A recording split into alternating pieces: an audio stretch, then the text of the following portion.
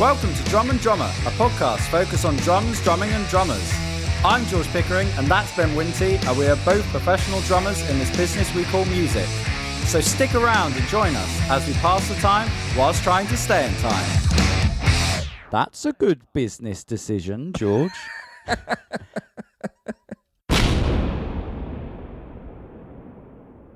Bowl selector, here we go. Drum and drummer. Great. Didn't see that one coming, did you? No, did you? Nope. Did you? No. No. How many of these do you plan? Very few. Yeah. Much like the podcast, really. Well, yeah. That is We'll have true. the call and go, got anything to talk about? Yeah. Yeah. And we go, let's do it. Let's do it. We've got enough. Let's We've got do enough. it. Because otherwise we'll just chat and then all the hot banter Yeah. just flows out. And I record it. Yeah. You know. Sort of like the trip with Steve Coogan and Rob Brydon. They said that. They have to save things to talk about, you know? Let it be fresh, you know? Yeah. So, I mean, like, for example, you told me that stuff has happened today that's pod-worthy. Yes. I've had a good day, George. That's good. I'll run you through it. Start of the day, my walk. Yep. And then sort the cats out. Life admin, get that done. Get it done in the morning. But I've been working on my musical quite a lot recently. Tells you how busy I am with paid work. But I'm really enjoying it. So that's going well. So I was like, today, I've got a lovely sort of clear day. I can spend some time on that. Got a new tune on the go. Excited about that. Before I did that, though, let's get the homework out of the way. Let's get the admin out of the way. Right. Inbox is full. Let's sort these emails out. Gig details. Bosh, I sent you some gig details this morning. And then I had a little look online. You know, not at naughty things, George. I know where your mind's going. No, but let's have a look. Because as we all know, if you've listened to this show for the last, however long, I'm sort of trying to get drums for my kits that I don't have. Yeah. Like missing matching toms. So I've got a bit more of a full spectrum of a full gambit of tom-toms, shall we say. Now, one of the kits I have is the Yamaha Rock Tour, which I got a 14-inch floor tom from Graham Russell that matches. But I'm looking for a 8-inch tom for my Mapex Saturn. And when I bought it, it had it. I didn't want it. Bought it without it. Regret it. One of the many regrets I've shoved deep down inside. But I've also got the Stage Custom, and I actually use the toms for that in their setup for the house kit in Little Piggy Studios.com. I've got a 12, 13 and a 16. I've just got the 12 and 16 up. I just every now and again, let's have a little look. See if there's one on Reverb, see if there's one on eBay, see if what Graham's got in. Lo and behold, George, eBay, hello. There's the 8-inch rack tom for my Yamaha Stage Custom. Yeah. Same badge, same finish.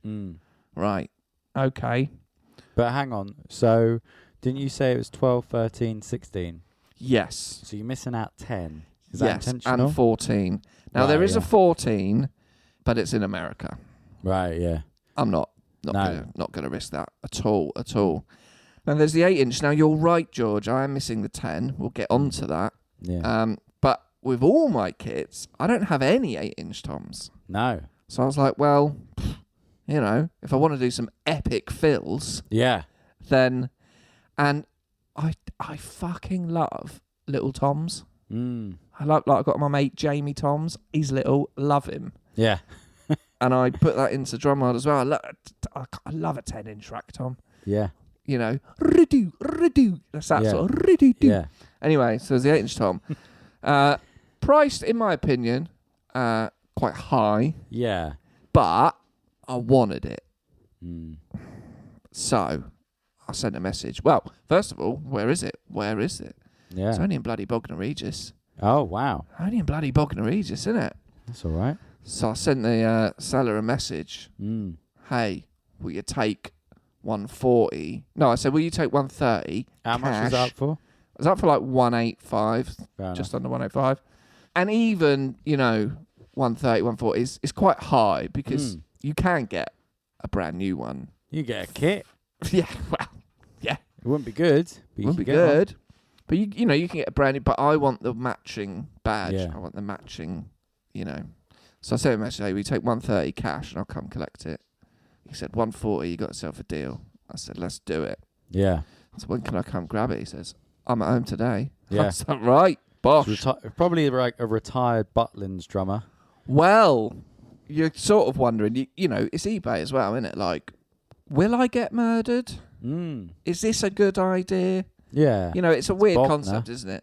You know, Bognor. well, just drive into someone's house, you know, and you read safety things online, but then you go, well, do you know what?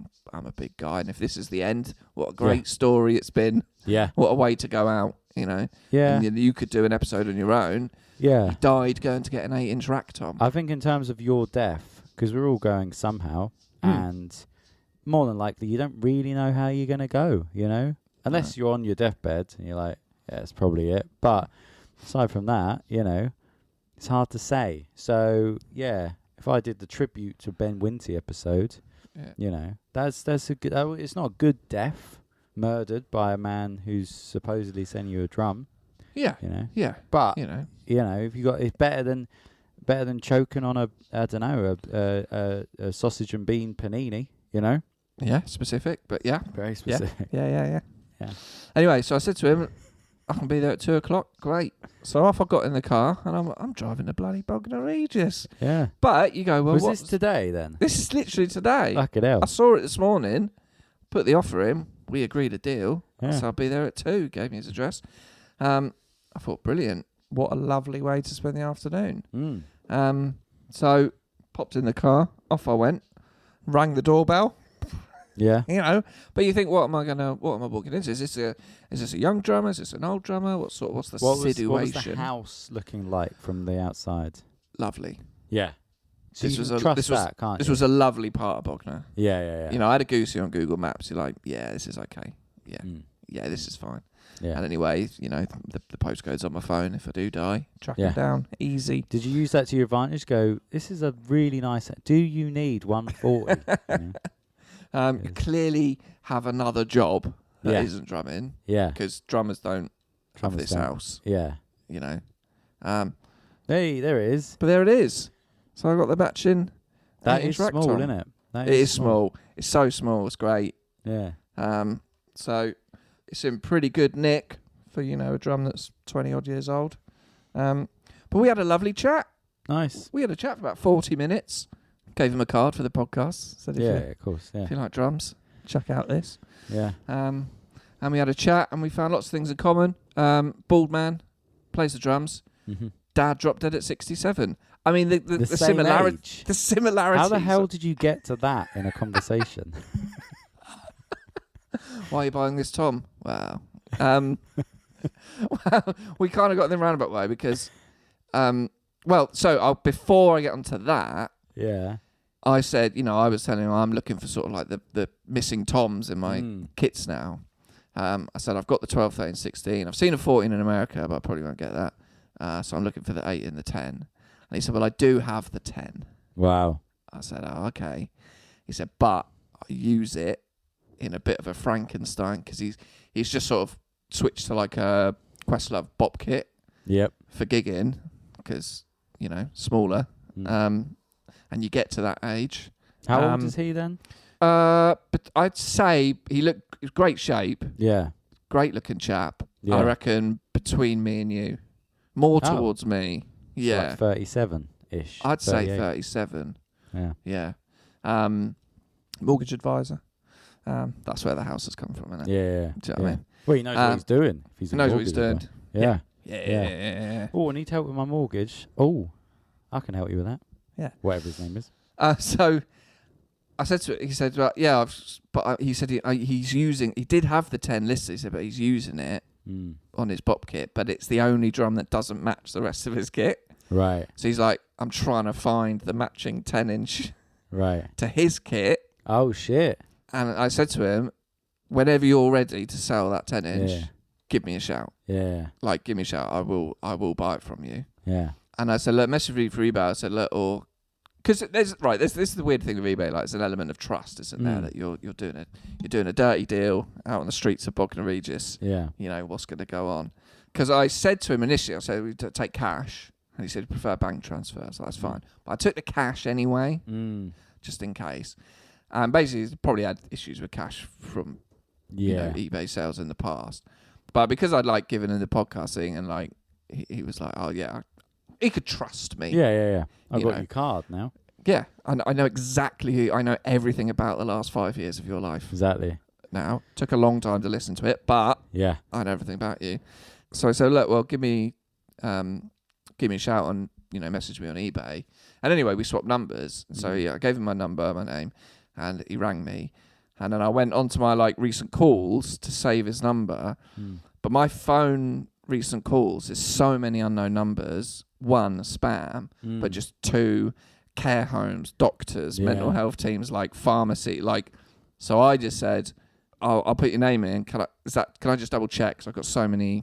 I know it's the top one, but I didn't want to, put his name in, and it's actually like a fucking doctor, I said, oh, sorry, my mum's not very well at the moment, blah blah blah. And then that's how we got on to Dead Dads. Yeah. So I should have given a DDC card as well, Dead Dad Club card. Yeah. And then he said, yeah, my dad's the same, 67. I was like, my dad was 67. It's great. This is synergy. Let's be mates. Yeah. Yeah. But he's a lovely chap. We had a great chat. And so hopefully, and Johnny, if you're listening, thanks for tuning in. Either you've jumped straight in at this episode, because I said I'll probably talk about this 8-inch Tom on this week's show, or you've gone back through 5 years worth of podcasts and you've probably got to this around June 2027. Yeah, about a year. Yeah. Please sell me the Tom, your 10-inch. Well, what I was going to say is, could you try and find the 10-inch Tom he needs? Well, it's on. He said if you see anything, give me a shout. Yeah. So I'm now hunting for a Tom for a kit I don't have to give it to Johnny so he can give me the drum I want. Perfect.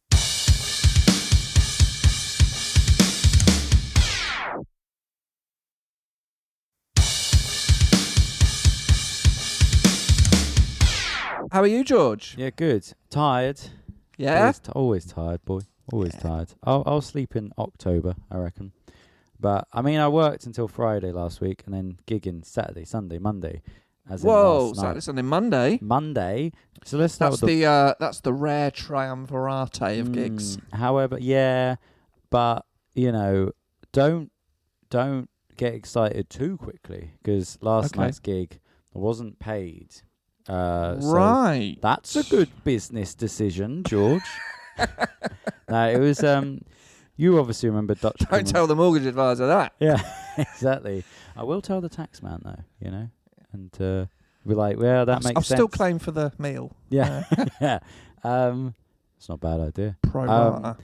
No, you remember Dutch Criminal Record, obviously. I do, yeah. I wasn't playing for them. I was playing for Sam has a solo thing. And he messaged me and was like, you still in Brighton? I was like, yes. Obviously, I am Brighton, Are you still doing music? Yeah. Yes, exactly, auntie, yes. Yes, exactly. Oh, have you tried the X Factor? No. No. But he said, I've got this gig at the Folklore Rooms. Do you wanna do it? I said, yeah, fine. Because it's like, I'm assuming the Folklore Rooms is in Brighton. Yeah, it's where. Wow, I tell you, yeah, it is. It's where I thought if we were to ever do a live show, that'd be the perfect place. It's above a pub called the Quadrant, and it's the most centre of Brighton there is. Brighton, when you walk down from the station, it's like a crossroads, Churchill Square, that monument. It's next to that. So I got sent the set list. It was about literally 20 minutes of songs. That was it. We were just doing a half-hour set, and some of it he was doing on his own. So original stuff then, yeah. So original, all original stuff. Yeah. But I'll quickly bash through it. We did a rehearsal at 2 till 4 yesterday, and then we're like, yeah, that's cool, that's good. I was speaking to the guitarist. Turns out we live on the same street. I was like, oh, there you go. That's weird. But then got to the gig, and it was nice. Do you know what I liked about it? It was nice to do.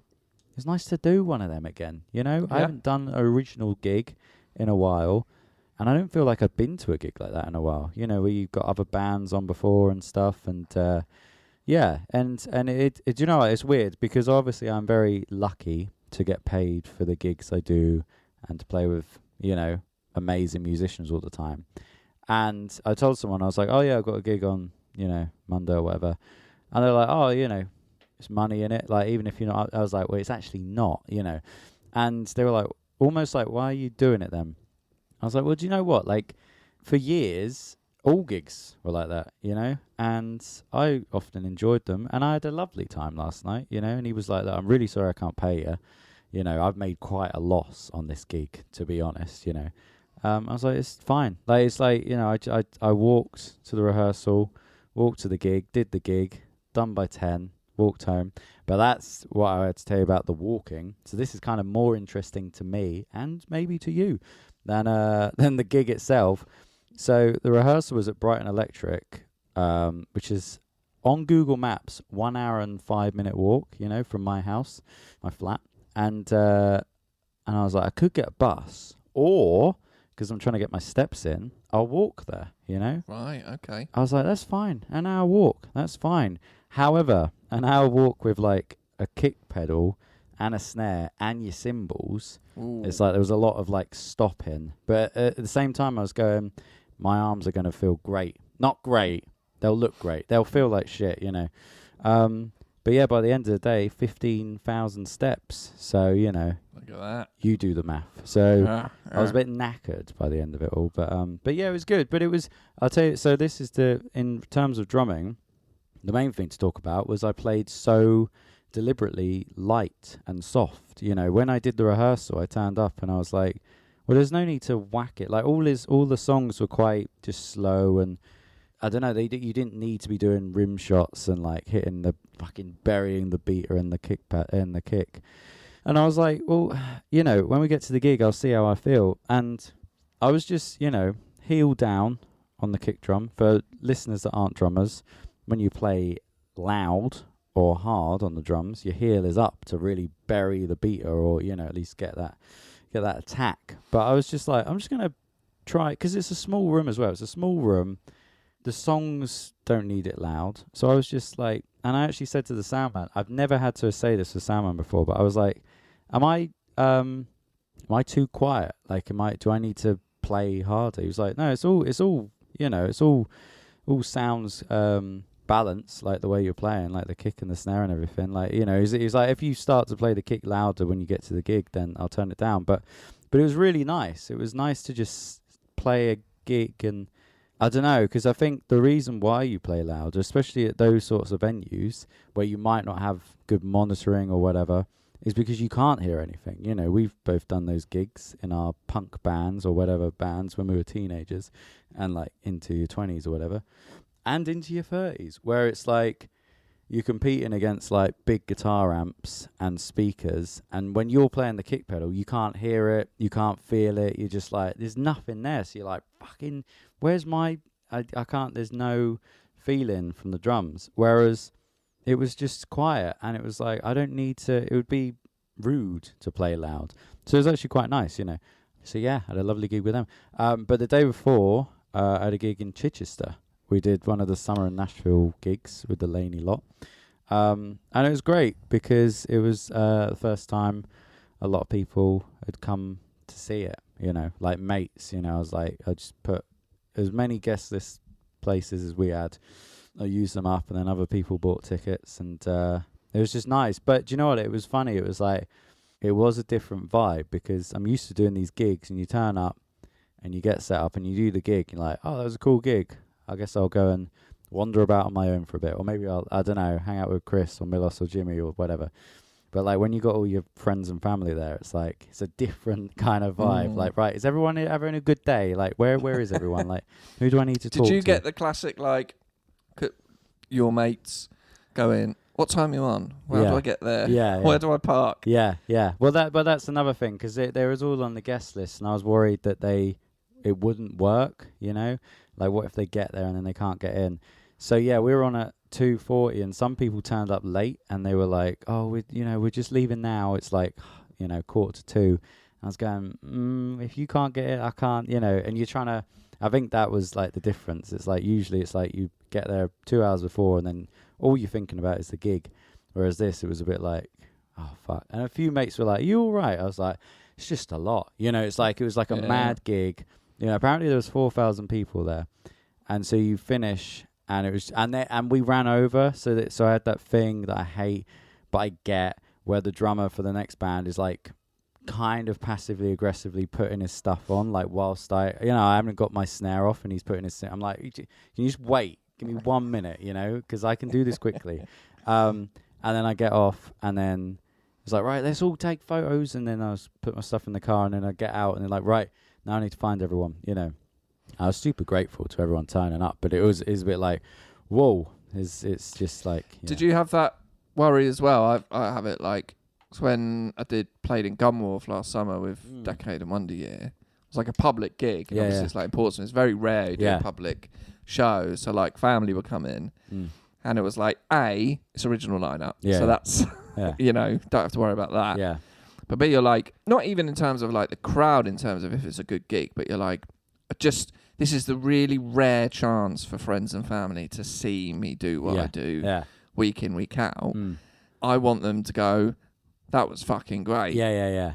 Because it was, because we played well, nothing went wrong, all that sort of stuff, rather than like, bless him. Yeah, that's exactly what I thought. Because obviously we're in the maddest heat wave there's ever been. 1976 was worse. No, it wasn't. Can't have been. Anyway, so I won't do that rant again. But it's just been hot the whole time and great weather. And then I woke up that morning and it was raining. And then the rain got worse. And I was like, no, don't do that. Don't be rained off. But then also it's like those Summer in Nashville gigs. Some weekends they do 2 at the same time. But there's always like an A team and a B team, and like an A setup. So it'll be like one where you get like the big stage with the screens and the best sound people and the best everyone. We kind of know everyone that by now. But when they do 2 and you might be on the B one and you've got the shit sound and you've got the shit stage. And I was like, I really hope we don't turn up and it's grey clouds and we're on the shit stage with no cool TV screens and shit like that. Yeah. But unfortunately, you can't know it's a good gig till you're doing it. Exactly. And you're like, I've done some gigs where I'm like, right, pause time with Bernard's watch. This is the one to come see. Yeah. But you're right about the, just sort of, I don't know, because it is so rare that people come and see. Like Tyler Todd, I can't remember him ever coming to one of the gigs, but for years he's always been like, look, let me know whenever you're doing something, and it's just never worked out. And then like new friends as well. And even Liddy, you remember Liddy from the that gig I went to where I had pork pie tears. Listen back to old episodes, listeners, if you're wondering what that means. But I, she was just like, oh, fucking hell, I was going to go to this. I didn't know you were playing. Like, this is great, And, but I don't think she's ever seen me play, and we've known each other for 10 years now, So it is a bit of that. It's like, if all my mates are only going to see me like once every 10 years play a gig, like it has to be, I don't want to, especially because it's like for years what you been up to? Oh, I've been gigging. Oh, I have to come and see you, And then they come and then they're like, oh, it was all right, But thankfully it was a good show, like, Because we're so reliant, we can do what we can control, our setup and how rehearsed we are and how well we play. But there's so many other factors that you can't control. Like, the weather or like the turnout. It's just no one's come to this gig. It's like a fucking half empty room or whatever, things like that. But I also found like when you have people, friends or family come to a show, like I really don't like that. I appreciate they come, obviously, but that added pressure. And we had it with Gypsy Hill when we play in London. Like when I didn't live in London, and I'd go up and do them. Like they had so many people come to the gigs. And for me, they were a much more less enjoyable experience because everyone's sidetracked by friends, girlfriends, wives, family. That. Whereas when we went away, it was just us. And so you're sort of this little like tight cohort. And you've got each other. And then, but when you just kind of split attentions, and people could be distracted by it feel like there's increased pressure, things like that, and that can lead to sort of maybe not as good a performance. No, I know what you mean, like and And I think some people, I know Dean really hates having, I remember he said it when he was on this podcast. He said he hates people coming to the gigs, like family and friends. It sort of makes him nervous. I'm the opposite. I'm like, watch this. You know what I mean? Like, it's that thing where when I'm behind a kit, I'm like, right, like the more people that, that I know, the better. It's almost like, let me show you what I can do. But yeah, it is that. It's like the texting all the day before and on the day, like, oh, wait, when do I get there? What do I do? And I always think, if you're going to a gig that I'm not playing, you're not texting the drummer from the Fray going, where do I park at the Brighton Arena? You're sorting that shit out yourself. You're an adult. Yeah. Just because I'm playing doesn't mean I know the parking situation. Doesn't mean, I don't know, look at the fucking internet. Do what you normally do when you go somewhere. Yeah. Why am I involved? This is it. And not to say I wasn't grateful to anyone listening that came, because I absolutely was. But it was weird. It was like a sort of, all these gigs. I think because it's such a big thing, a lot of these gigs that we do, for me. And it's sort of like, and afterwards you might just want to, a lot of these gigs, I sometimes disappear after the gig, not intentionally, but like if I lose everyone, I'm kind of okay. I'll just go and get something to eat. Apart from that one time I lost everyone and my phone died and I had no money and couldn't get something to eat. But usually it's like, if I just go off, I'll just go for a wander and just kind of like, I don't know, decompress. Mm-hmm. So yeah, it was, it was a great gig. It was busy and good. And bad habits. Let's talk about some bad habits just to finish up with. Yeah. Because I noticed something recently while I've been playing drums. I mean, I've got so many bad habits. It's ridiculous. Yeah. But one thing I sort of noticed, because when you're playing, you're playing Valerie again for the 1000th time or whatever, and you sort of, those gigs where you're like, I'll use this gig time to practice. Yeah. Or think about my playing. One thing I noticed I was doing was like, I was playing the kick pedal, scrunching my toes. Oh, okay. I'm like, why am I scrunching my toes? Yeah. And then like, if I was maybe doing something a bit faster, I bet you look good on the dance floor or something like that. I'd like, scrunch my toes up. Wow. I'm like, what? But I don't even know when I started doing it. I don't know. And then I'm like playing and I'm like, fucking hell, why have I got my toes scrunched up? And like, it's almost like I'll do that and I'll be able to play faster. Yeah. But then I'll consciously go, no, relax your toes. Yeah. And then I can play the kick drum better. Yeah. But for some reason, I just automatically, like, my toes scrunch up. It's fucking weird. Yeah, but I'm having to, like, consciously think now while I'm playing. Like, don't scrunch your toes. Yeah. Don't know where that's come from. Yeah, that's weird. I wonder how long you've been doing it as well. Yeah, I don't know. Weird. Because you one thing we've been sorting out with Pat is left your hand. Wrist. Yeah. Your wrist. Yeah. Have you got to a point now where, like, you're not having to consciously think about that? Yeah, that's a very good point. Yeah, because it was one time I'd sort of look at it and be like, oh, it's bent again, and then get it back. Whereas now it is just sort of. However, I thought about it weirdly enough last night when I was playing the gig, and I don't know if it was because I was playing softer or because I don't know if I sent you the video, but I was so crammed in where I was playing because it's such a tiny stage, but my wrist was doing it a little bit again. I was like, oh, because I think I've got used to doing a rim shot and heavy, snare backbeats with my wrist in a good position, but maybe it's like, I don't know, it was almost like it was reverting back. But yes, no, I don't have to think about it anymore. It is just there. Cool. Do you have anything else you think while you're playing where you're like, oh, that needs sorting out? I don't know. There was definitely more things before that have been fixed. I feel like my posture's always quite good. That's something that is fine. But I mean, it's the endless thing. I mean, you spend half the set standing up. Wow, big time. Got to do something. But no, the other day Look at me. No, literally. The other day I was in a lesson with Pat, and he got me to play something. You stood up. Yeah, George. Exactly. Sit down. You just do the molar, mate, on a pad. Standing up. Wow. Watch this. No, but I was clapping your hands. Come on. Come on, Chichester. No, I had my left foot on the hi-hat pedal, and I do this sometimes. I'll lift my heel up to like really close the hats, you know what I mean? Yeah. Rather than just having my foot there. And he was like, relax that. What the fuck? You know, it's just kind of like... Relax that for starters. Yeah, Come on, man. really, before you even start playing, let's change that. But I was like, oh yeah, I sort of do that a lot. You know, it's sort of hold really closing it. You know, he's like, you don't need to choke it that much. You know. Yeah. But listeners, let us know, what are your bad habits on the kit? Yeah, what are your bad habits? Anything you've had to Oh yeah, get or out of things your that you've had to playing. fix. Yeah. Things that you've had to fix, whether you've noticed yourself, whether you've had lessons to help sort it out. Because when I played the trombone, I mean I still do, but like, you know, I was pretty good. And then I went to the Royal College of Music, and then my teacher, first lesson, was like, right, Yeah. scrap all that, Yeah. you're rubbish. Yeah.